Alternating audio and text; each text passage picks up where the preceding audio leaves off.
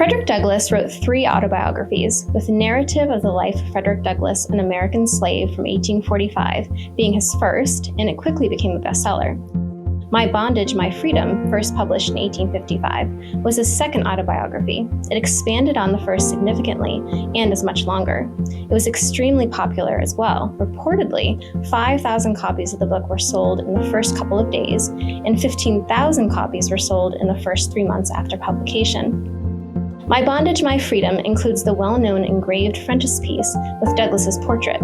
At the end of the book, there is an appendix with extracts from Douglass's lectures and speeches. The introduction to the book was written by Douglass's friend, the African-American doctor and abolitionist James McCune Smith.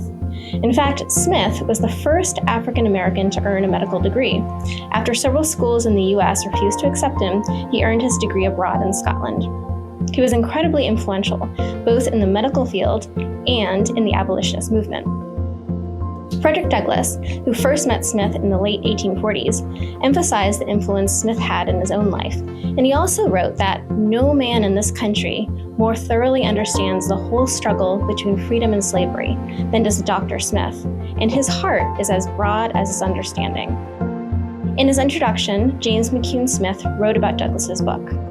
It is not without a feeling of pride, dear reader, that I present you with this book. The son of a self-emancipated bondwoman, I feel joy in introducing to you my brother, who has rent his own bonds, and who, in his every relation, as a public man, as a husband, and as a father, is such as does honor to the land which gave him birth. I shall place this book in the hands of the only child spared me, bidding him to strive and emulate its noble example. You may do likewise.